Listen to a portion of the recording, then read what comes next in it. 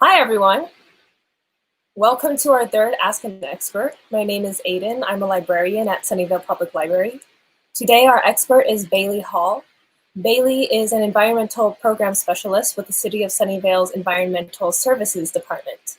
As part of the Solid Waste and Recycling Division, she educates residents about zero waste practices, as well as correct recycling and material disposal. If you're joining us live, please say hello and drop any questions you'd like Bailey to answer in the comments at any point during the stream. Now I will hand it over to Bailey, who will start us off with some questions that came in beforehand. Hi, Bailey. Hi, thank you so much for having me. All right, thank you to everyone who's joining us, and I am going to dive into these questions. Like she said, if you have any, feel free to leave them in the comments. So first question here, what is the dirty dozen? Shouldn't I try to recycle as many things as possible? So the dirty dozen is a list that Sunnyvale Environmental Services have come up with of 12 items that seem like they should be recyclable, but are actually not. You can check them out on our website, sunnyvale.ca.gov, and search Dirty Dozen. But they're things like plastic clamshell boxes that you get a lot of to-go food in, styrofoam, different items that, again, seem like they should be recyclable, but are not for various reasons. For example, black plastic is on there. Black plastic melts at a higher temperature than all the other plastics, making it really difficult to work with. It colors all the other plastic black in the process. It's basically not desired in recycling markets, so that would actually end up in the trash. It's surprising how many of those items actually belong in the trash. So I really like the question, shouldn't I try to recycle as many things as possible? Because that's what I used to think too as an environmentalist, but it turns out it's actually better to learn what is accepted in recycling markets and recycle that instead. We want what we send overseas in recycling to be as clean and as desired in markets as possible. So it's best to really focus on what is accepted, what is wanted, and you'll find that in our counterpart, Recycling's Nice 9, which is also on our website. It's a good question. Okay, this is one of my favorites. Is it true that everything with a triangle symbol can be recycled? No, it is not true. I wish I could tell you yes, but it is not. So the recycling symbol actually started as pretty much an art project for the first Earth Day in 1970. There was a call put out for someone to create a symbol that symbolizes, environmentalism and things being reused again. And someone came up with that symbol. And then years later, the plastics industry adopted it as essentially as a nice marketing tool to put on their items. So just because you see a triangle on an item doesn't mean it's recyclable. I would recommend, again, referring to Sunnyvale's Nice 9 and Dirty Dozen, or really the Nice 9. If you see an item on the Nice 9 list, like plastic containers, aluminum cans, glass bottles, cardboard, paper, things like that, those are absolutely recyclable and you should put them in your recycling cart. If they're not, I would say the default is trash. What happens when non-recyclables land in the recycling bin? So I encourage all of you to go onto YouTube and search the Sunnyvale Smart Station because there's a video, I believe it's called A Day in the Life of Your Recyclables. And it's an incredible video that shows how our smart station sorts through everything. And it's an amazing process. It's a combination of human labor and machine labor, but there's all sorts of machines and people to sort out what they want in each stream. So when I say stream, I mean, cardboard stream, we obviously only want cardboard. Aluminum stream, we only want aluminum. So there's many forces picking out all the other things. So if something goes into the recycling that doesn't belong, there's very high likelihood that our machines and our workers will pick that out, but there is the chance that it's missed. Sometimes if an item is really tiny, if it's really hard to see, if it's stuck to something else maybe, or if it just, gets by for whatever other reason, it could make it into the final bale of a recycling product. So that's why we really emphasize, let's focus on recycling items correctly and recycling what we know there's a market for. One, it makes it an easier time for the workers at the Smart Station. They do such a fantastic job, and I want to make their lives easier. Two, it makes our end recycling product better. It makes it more pure. When we send materials overseas to be recycled, we want to send them like 100% pure aluminum or pure paper or pure plastic. So it is very likely it'll get sorted out, but if you can avoid it, I would recommend that. Okay. Why does Sunnyvale separate their food from garbage? So this is Sunnyvale's food cycle program, and it is pretty great.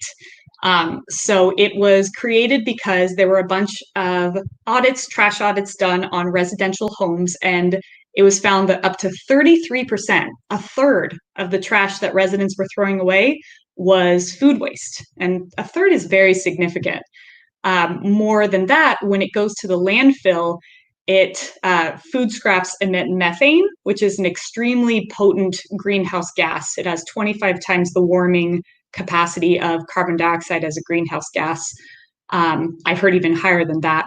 So it contributes to climate change. It takes up lots of space in the landfill, and it's just not an ideal place where we want our food scraps to end up, in the landfill. So Sunnyvale created this program, Food Cycle. It first was unveiled for residents in 2017. And it is for residents to collect all their food waste and scraps. So any vegetable peels or fruit peels or pits, eggshells, coffee grounds. Most of my food scraps is coffee grounds from my daily coffee. Pretty much any food scrap item you can put in the food scrap bin. So I live in an apartment, so I have a pail, this great yellow pail, where I line it with a plastic bag and I collect all my food scraps. I drop it off at the bin at the Smart Station. That's what we have right now. And those in single family homes actually have a split cart where half of their garbage cart is specifically for food scraps. We collect it, we bring it to the Smart Station and process it and turn it into a mash. There's also an amazing video of this on YouTube if you want to check that out. And it can be used for one of three things. The first is energy production. So we've had a pilot before at actually the Sunnyvale Water Pollution Control Plant, where it's used in an anaerobic digester to create energy, which I think is the coolest thing ever, using local food to create local energy. Love it. Another potential use is for animal feed. So that is when it's sent to a center in Santa Clara and it's totally cleaned, totally sanitized, tested for USDA standards, and fed to omnivorous animals like it's pigs, chicken, and fish. So that is the second potential. And then the third is fertilizer, where it's also sent to that same Santa Clara facility and instead used for fertilizer for crops. So either way, those are all fantastic uses, all diverting waste from the landfill and reducing greenhouse gases, which is a really incredible program.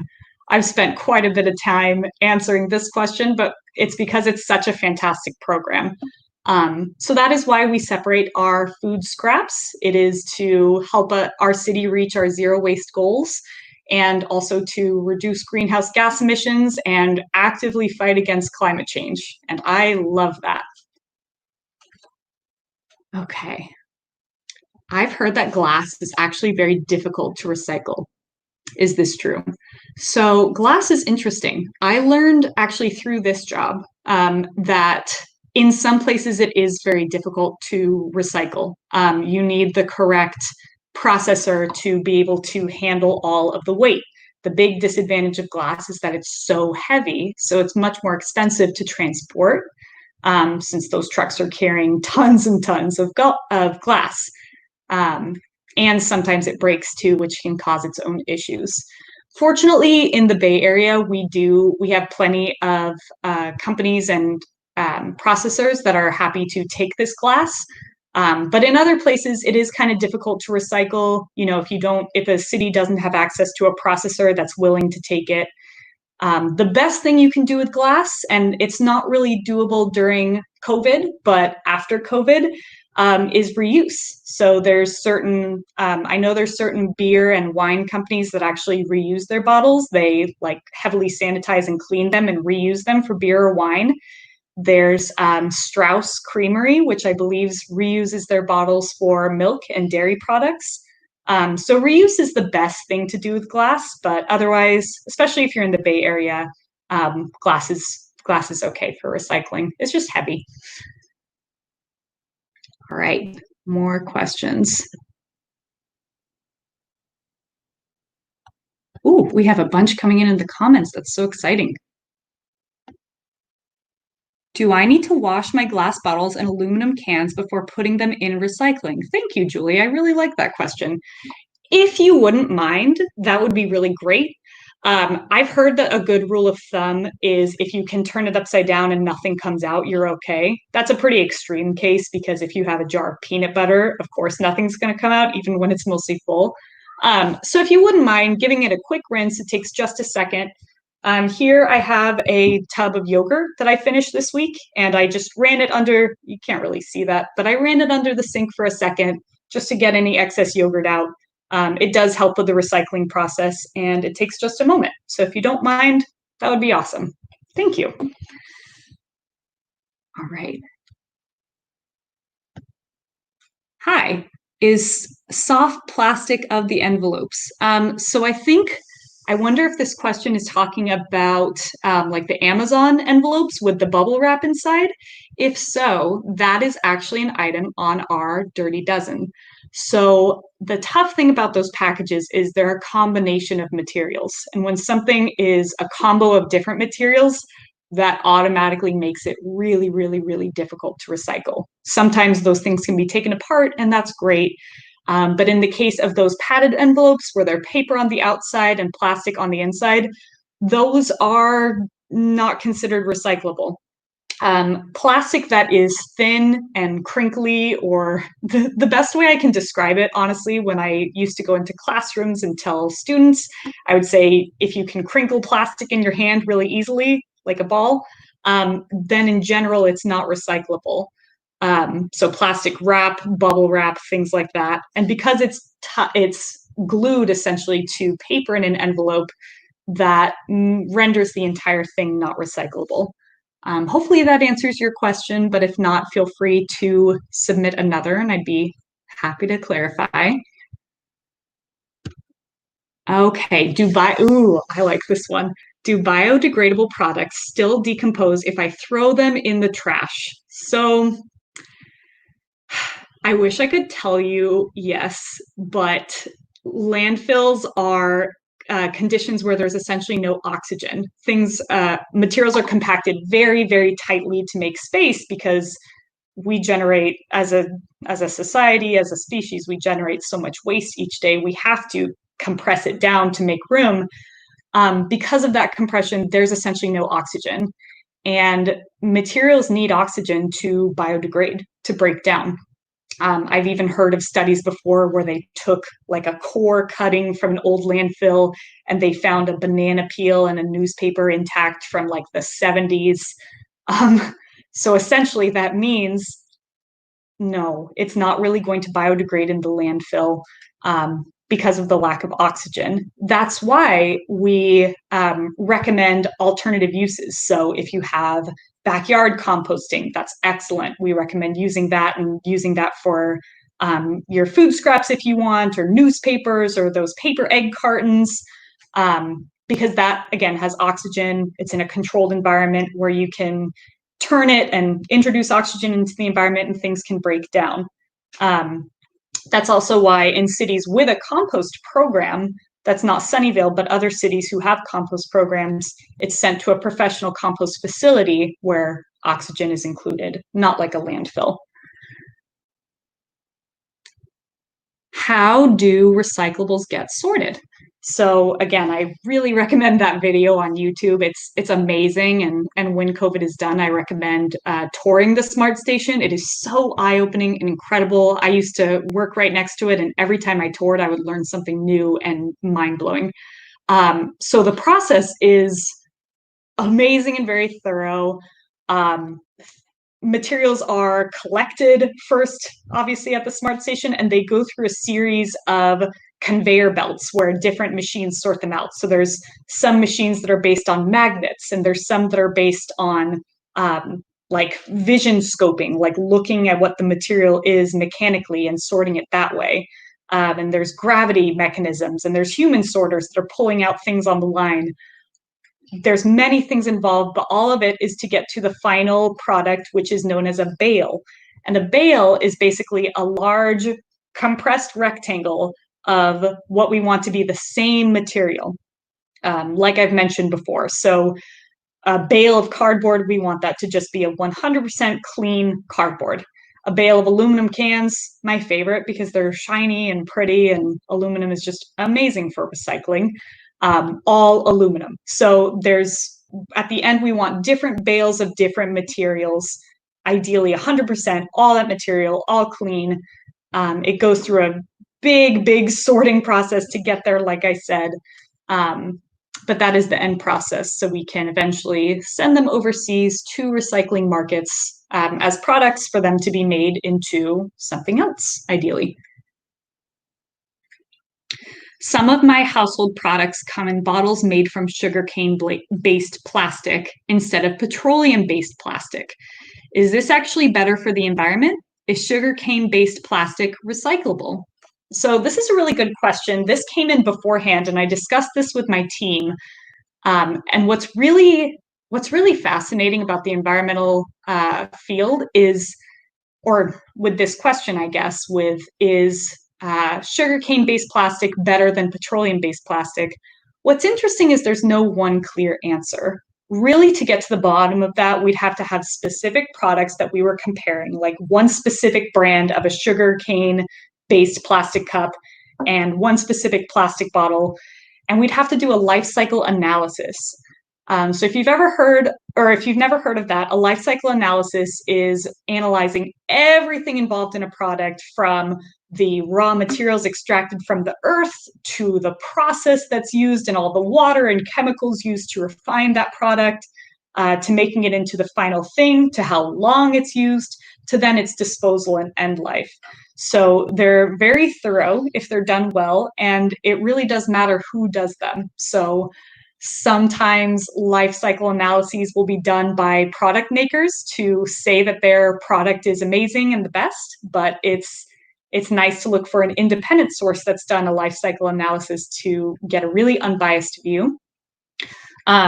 So in general, I would guess that sugarcane-based plastic is slightly better for the environment than petroleum-based plastic, because, you know, petroleum is a fossil fuel. You have to get that out of the ground through fracking or digging, which causes lots of destruction. It emits a large amount of greenhouse gas emissions, which is awful for climate change. But then again, sugarcane is extremely water intensive and can also cause land use, can also contribute to land use change, which is degrading as well. So it's hard to fully say. That part of the question is tricky and hard to answer, but the other part is sugarcane-based plastic recyclable is easy to answer, and that is a no. So plastic, when it is recycled, it is all melted down. And like I've said before, when we recycle materials, we want it all to be the same in one bale or one bundle. If you have 90% of your plastics that are petroleum based, you know, those classic water bottles that you get at the grocery store, and then a couple of these sugarcane plastic cups, they're not going to melt at the same temperature. They're not going to get along. It's not going to produce a good product. I would say that recycling symbol put on those cups I would essentially call that a marketing tool to make people encourage consumers to buy those sort of cups and say, oh, it's okay, it's recyclable. But in reality, that kind of cup would do best in a composting facility or a backyard compost bin. It wouldn't break down in normal plastic recycling facilities. Okay, who can use the Smart Station? So any person can use the Smart Station for CRV buyback, and that is those certain cans or bottles that say 5 cents, 5 cent California on them. Any person can make an appointment to get those redeemed and get cash back for those, which is really great. We've changed to an appointment-only system in COVID, and it's worked out really well. It's really organized. If you're interested in that, you can just Google the number for Smart Station, call, and the amazing staff there will help you schedule an appointment. So anyone can do that. And anyone can go to dispose of things or recycle things. They just might have to pay some fees. If you are a resident of Sunnyvale, Mountain View, or Palo Alto, you can use many of the resources there at no cost, which is excellent.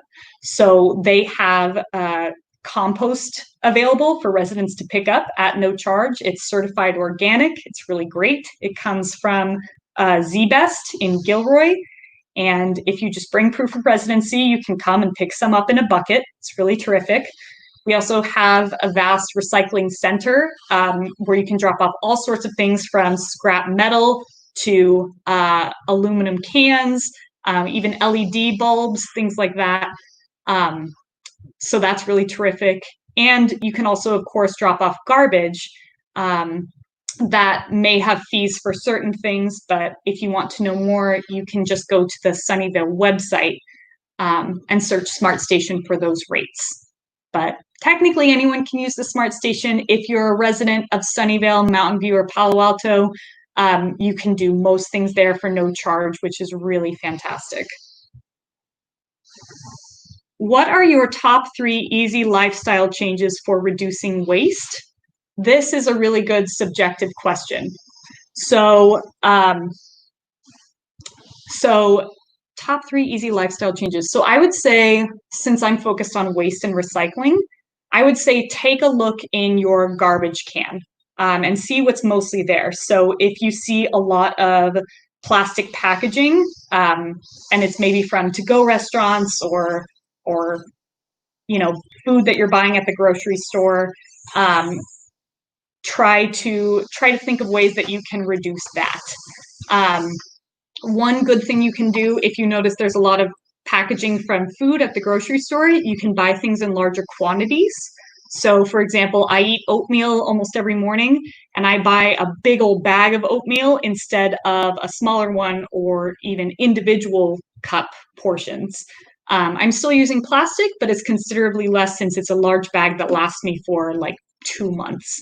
And of course, after COVID, I'm going to get back to my bulk shopping with my own mason jar containers.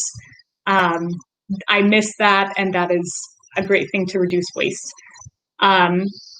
Another easy lifestyle change, I would say, look at the amount of things in your life that are that you use one time, that you use for 15 minutes or less and throw away.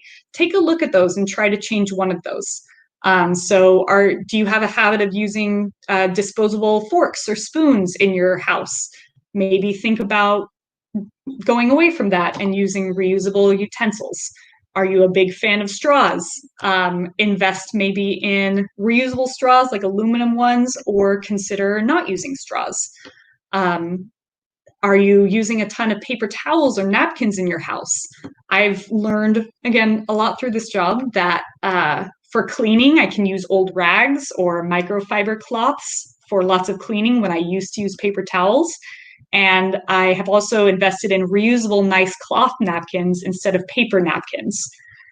And another easy lifestyle change, it's less applicable in COVID, but I would say look at also how you get around, how you travel, if there's ways to do that differently. If there's things that are close by, like a farmer's market or a store or something like that where you can walk or bike, that would be great.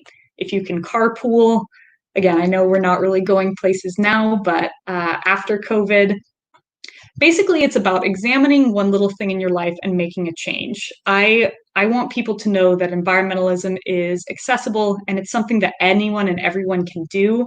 Just take a look at one or two things in your life, make that change, and you should be proud of that. You're doing that. It doesn't have to be this huge all or nothing thing. I really want people to know that. Okay, I think we have some new questions. One new one. We use packing tape to wrap cut pieces of cardboard for curbside pickup. Is that okay? Yes, it is okay. I do know that the Smart Station would prefer like twine, string, but I've asked them before about the tape and they said, sure, that's fine. They just cut that off and get rid of that in the recycling process. So if you have access to twine or some sort of string, that's a little easier for them, or maybe one of those really big rubber bands, that's a little easier, but tape is okay. And thank you for bundling your cardboard and recycling it responsibly. That makes me happy. Okay. Did I answer all the comment questions? I hope I did. Okay. Do stickers need to be taken off of glass and plastic containers before they are recycled? So this is really similar to the question about rinsing off. My goodness, I hope you can't hear the leaf blower in the background. Whoops. This is really similar to the question about rinsing out containers before you recycle them. If you can do this, it would be really nice. So, for example, this yogurt cup, the outside is kind of connected to the cup. It's kind of part of it. But if it was a sticker that I could peel, or I've seen even like paper that you can take off, I would definitely recommend that. It does really help. You can still recycle it and it's okay and it still gets recycled, but it does really help. Again, I so recommend when COVID is over, if you can, if you're in the area, I so recommend taking a tour of the Smart Station. When you see the work that these amazing people do by hand, you'll want to remove all your labels. It's amazing. All right, this question is a big one. What does zero waste really mean? So the interesting thing about zero waste is there's no one exact definition, which I think is kind of cool because you can make it your own and you can make it what you want it to be. Some organizations and some people have a really strict definition where they use numbers and they say only 10% of your item, if you are truly zero waste, only 10% of your items can go to landfill. But I like the more fluid definition of take a look at the waste you're producing and divert most of it as much as you possibly can away from the landfill. So what does that look like? That involves proper recycling. So again, checking out Sunnyvale's Nice 9 list and recycling all those items when you can, or recycling all of those items. And then food waste. Food waste is, as I mentioned earlier, a huge contributor to greenhouse gas emissions and climate change. It takes up quite a bit of space in landfills. So if you're in Sunnyvale, participating in the food scraps program, if you live elsewhere, having a backyard composter or, looking into your city, wherever you are, your city's programs to recycle organics. Speaking of organics, if you live in a home and you have yard trimmings, yard trimmings are an excellent way to be zero waste because you don't want all of that beautiful green, lush material going in a landfill. That's actually what makes the compost available at our Smart Station. So all the tree branches and grass trimmings and leaves and clippings that go in yard waste carts, they go to ZBest and they're turned into organic compost and brought back to Smart. So yes, so I would say zero waste is diverting as much as you can from the landfill through proper recycling, not just throwing anything and everything in the recycling bin, but proper recycling for what's wanted, and also doing something with your organics. So yard trimmings, yard waste, if you live in a home or you have yard trimmings, and something with your food scraps, either the food cycle program in Sunnyvale or some sort of composting program.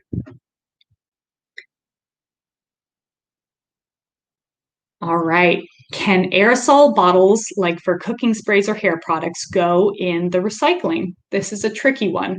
So aerosol cans, in general, do not go in the recycling. And it depends on what's in them, which is really interesting. And I'm going to shout out now to our online tool, How to Get Rid of Anything. If you just go to our website, sunnyvale.ca.gov, and search How to Get Rid of Anything, it is an amazing tool. You can type in just about anything under the sun, and it tells you how to get rid of it responsibly. So this tool is amazing for something like this because it actually matters if your aerosol can is a cooking spray versus a hairspray. If it's cooking spray, once it's empty, you can actually put that in the trash. Just press the nozzle down until nothing comes out anymore and then put it in the garbage. That's all. If it is a hairspray or a cleaning spray, something like that, those items are actually considered household hazardous waste. So many people don't know this, but hairspray is flammable, and cleaning sprays, cleaning materials have lots of toxic chemicals that we really don't want leaching into our landfill. And we don't want it in recycling either, because recycling also, we compress it down quite a bit. So we make those big, beautiful rectangle bales I was talking about earlier. When you compress down an aerosol can, and it has something flammable or toxic in it, there is risk of potential explosion, which nobody wants. So hairsprays and cleaning products actually would go into, or would go be part of a household hazardous waste event. So if you have any of those materials, that also includes paint, even nail polish, pool cleaners, different things like that, you can go to hhw.org and make an appointment. Right now, because of COVID, appointments are not available in Sunnyvale, but they are available at their main location in San Jose. So HHW appointments, very important.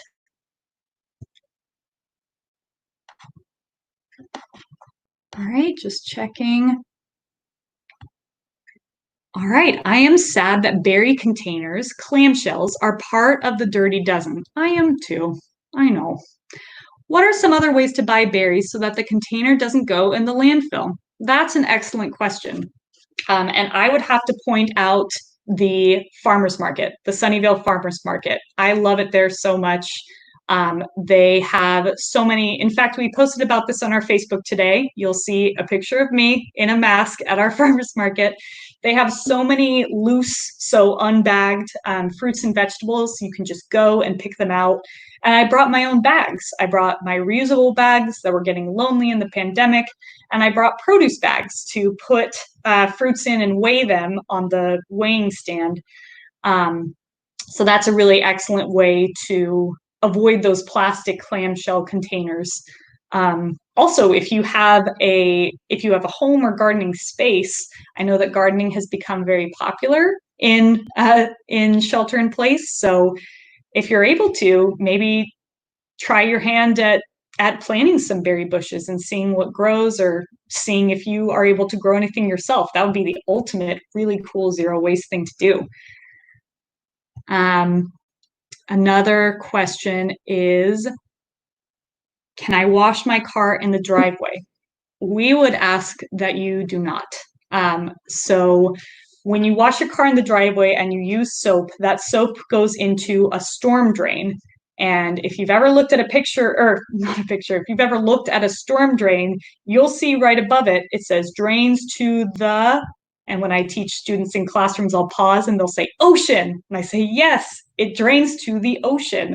So it actually goes, anything in there goes to the ocean, or if not the ocean, then a local waterway, a local stream.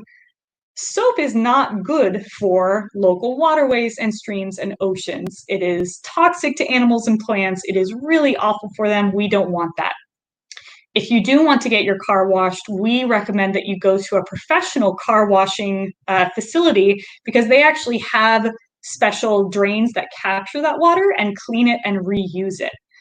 So they don't let soap just drain into storm drains and the ocean. They filter that water and capture it responsibly, which is just wonderful. All right. What is the most common item that lands in the recycling that shouldn't go there? What is the most common item that lands in the garbage that should go in the recycling? So most common item that lands in recycling when it actually is garbage is, just like that previous question, those plastic clamshell boxes. You can get those, those come with your berries or lots of foods when you buy them at grocery stores. And also very similar is to-go boxes. So I actually have a couple of examples here that I wanted to show. So here's an example of a to-go box. It's plastic. This is black plastic, and there's this plastic top. And this is actually, well, this is technically one item on the Dirty Dozen, but materials like this, containers, to-go containers like this, are all part of the same plastic as that clamshell. That's our number one item on the Dirty Dozen list, and it's number one because I would say that's the most common thing in the recycling that doesn't belong there. And going back, way back to the beginning of the session when I said don't pay attention to that triangle symbol on the bottom, those clamshells are really tricky because if you look on the bottom, there is that triangle symbol and there's also a number 1. And I can't tell you how many people have said to me, there's a number 1 on it. That should be recyclable. That's the easiest to recycle. That's the same as, my plastic water bottle says number 1 on it. So it's made with the same materials, but it matters how it was made. It's all about the process that was used to make it. So those plastic clamshell boxes and boxes like these, the top, are made using a thermoform process that makes them thin and brittle and also melt down differently than other plastics. So that means when the time comes for them, all the plastics to be melted down to eventually create new plastic, these don't melt. They float at the top and they're very difficult to deal with and they aren't part of the batch. They're not really wanted. So clamshell boxes, to-go boxes, things like this, made with that thermoform process that makes them not play nicely with other plastics. That is what goes in recycling probably the most that shouldn't. And the other question, what's the most common item that goes in the garbage that actually should go in recycling? That's a good one. I don't know if one that shows more than the others, but I would say I see very frequently when I go into apartment complexes or when I look at the garbage tipping floor at the smart station, I see plastic bottles, I see containers, yogurt containers like this, paper, something like that. All of those things are part of the Nice 9 and should be recycled. I actually have one more show and tell item that I want to point out that many people don't know is recyclable in Sunnyvale, and it's cartons. So cartons like this actually are recyclable in Sunnyvale, even though they are made of different materials together. It is because our city has an agreement with the Carton Council. They agreed to collect these cartons and recycle them in their own special way. Not every city has that agreement. So if you are watching from a different city, you should check if your city has this agreement. But any carton like this is macadamia milk, but these come in all sorts of things from broth to different milks. These are recyclable in Sunnyvale.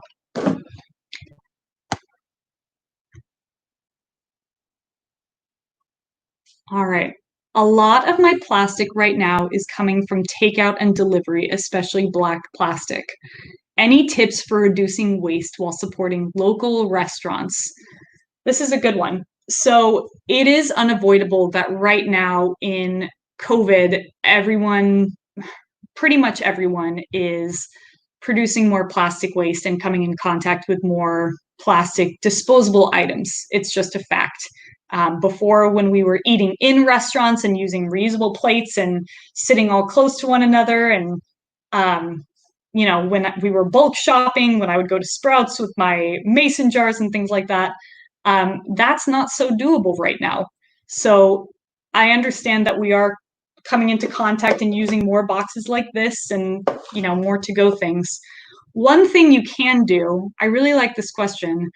One thing you can do that I actually did today to pick up my lunch, if you're able to, order for takeout, like pick up from the restaurant rather than delivery. I've noticed that many times in delivery, even if you check, there's a little option that says you don't want the disposable utensils. A lot of times those delivery companies will include the utensils and other condiments on default. So even if you check that you don't want them, they'll still include them anyways to try to provide good customer service. So I found when I pick up food from stores, I'll look inside the bag, and if there does happen to be plastic utensils or sauces, I'll hand it back to them and say, oh, actually, I don't need this. I don't need those things. Could you take them back? I used to work in food service, and I remembered that if a customer touches something, you shouldn't reuse it. But if the employees whose hands are clean and sanitized, if they remove it, they can use it again. So just today, I was picking up a couple salads. There were forks in there, and I said, oh, could you please take those back? And they did. So picking up when you can is a better option. And also, I've noticed that some restaurants are opening up for outdoor dining. If you feel comfortable, and if you're, of course, maintaining safe distance of 6 feet, if you feel comfortable, I would suggest trying that, because then you'd be using their reusable plates, reusable napkins, reusable utensils, which are completely, totally, 100% safe. As long as they are washed, which of course they are, they're all washed, that makes them completely safe. There's this fallacy that, plastics and disposables are safer in this time in the pandemic, but that is not true. Reusables are totally, completely safe. The virus is spread through person-to-person contact. Just wanted to state that.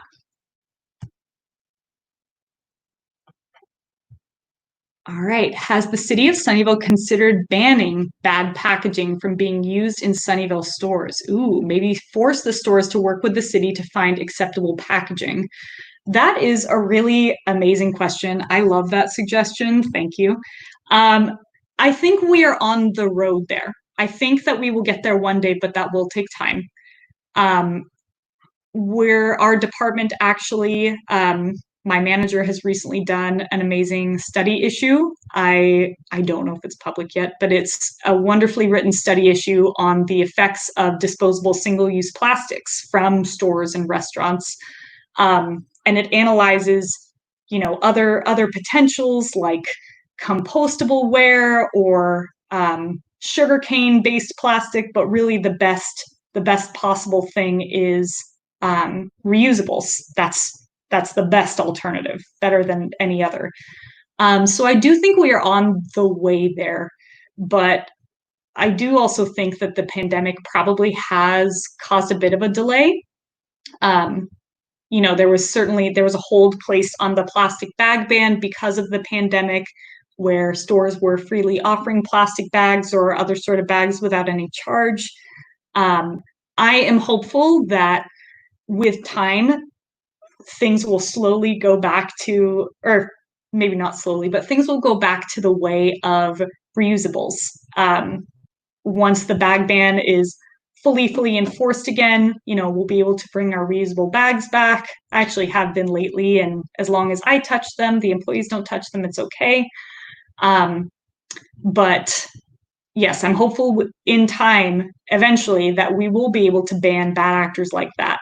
And a great example of that is styrofoam. Styrofoam is banned in Sunnyvale in restaurants and stores, which I love because styrofoam is the most insidious of all the plastic petroleum forms out there. It breaks into little tiny pieces, and it's extremely, insanely difficult to recycle, and just all around a bad guy. That's what I tell students in classrooms. So that was banned. I am hopeful that one day other types of disposables can be banned.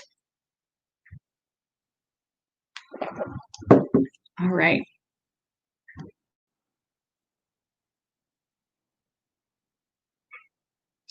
So it looks like those are actually all the questions. I worked through them. I am surprised.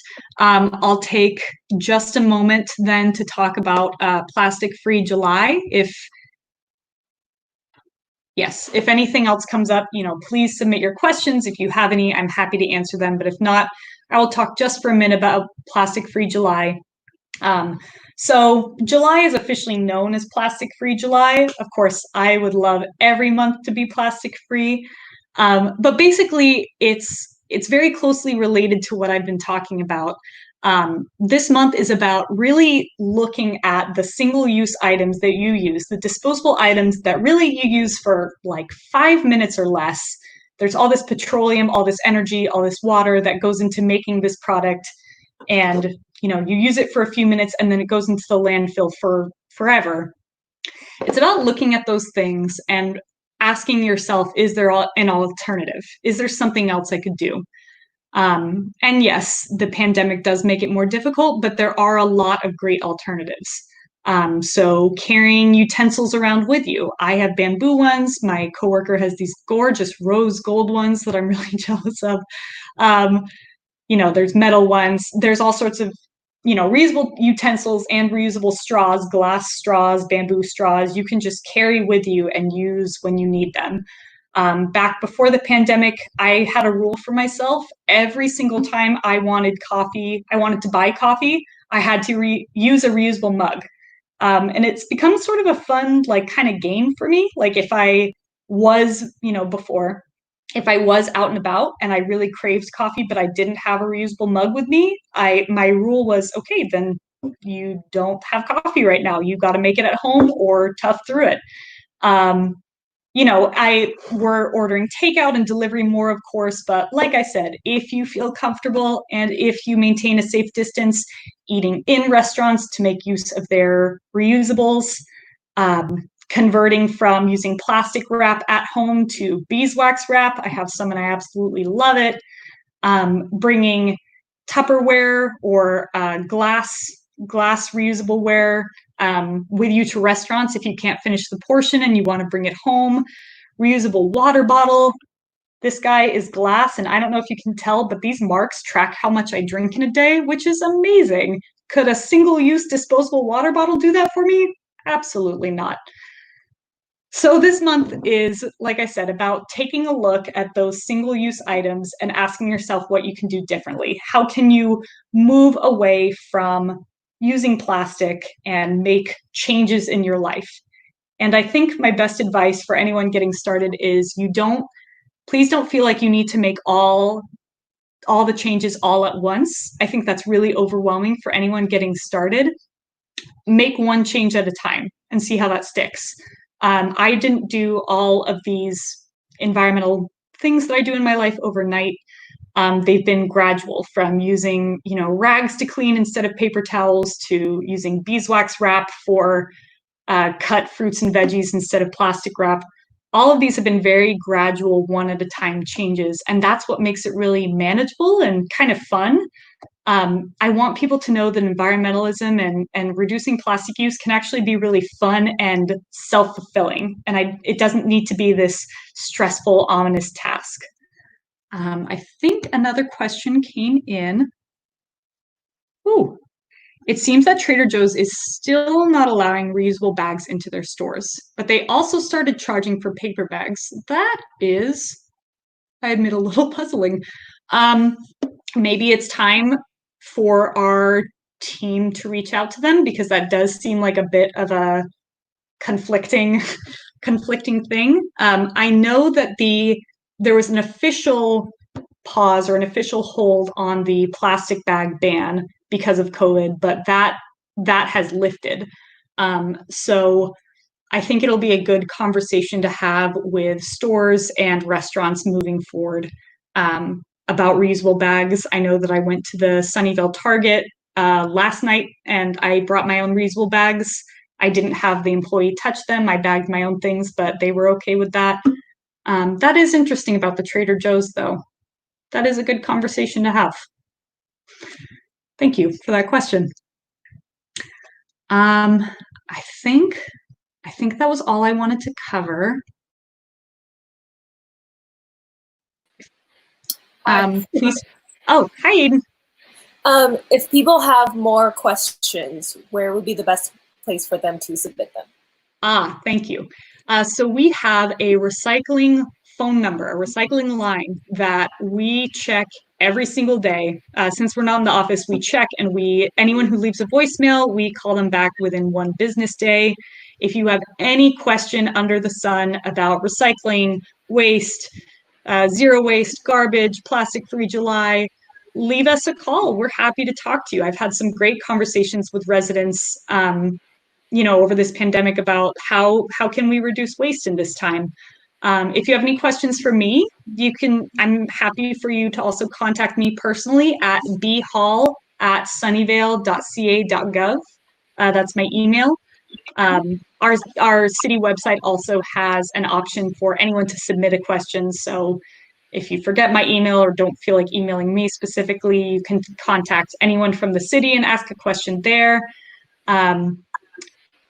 But anyways, our recycling line, I should say the number, it is 408-730-7262. So again, that's 408-730-7262. Feel free to give us a call. We're checking the phone Monday through Friday, 8 to 5. And other than that, yeah, take a look at one little thing in your life that you can do differently, change it, see how you feel. If you love it, that's great. If you're not super comfortable with it, keep going or try something else. But every action matters. Every disposable you refuse matters. And keep up the good environmental fight, everybody. Thank you. Also, while you were talking, I went and I grabbed some of my plastic alternatives. Ooh, show us. Because you mentioned beeswax food wrap. Unfortunately, I grabbed the one that has food in it right now. But basically, this is made of beeswax. It's available in a lot of different brands, and it's like a kind of a stiff sheet at first, and then you warm it like just in your hands, and it becomes flexible like this. I wanted to ask you. I got this bamboo toothbrush that says Sunnyvale recycles right. Is there a way that people can get this right now? What's that? Is this available for people to get right now? So that was an outreach item that we would hand out at farmers markets or tabling events. I don't think that specific one is available for residents to purchase, but if you Google, if you look up bamboo toothbrush, there's so many amazing options online. And I've also seen some reusable toothbrush options where the head kind of breaks off once you're done with it and you can replace the head, but the handle is permanent. You always have it. It stays the same. So that's a really cool option. Also, Aiden, when you are done with that toothbrush, you can put it in a yard trimming cart. Awesome. Yeah. And then I also have dental floss, kind of hard to see, but I believe you might know more about this than I do, but I believe most floss is sort of covered in a thin layer of plastic, whereas this one is made from silk.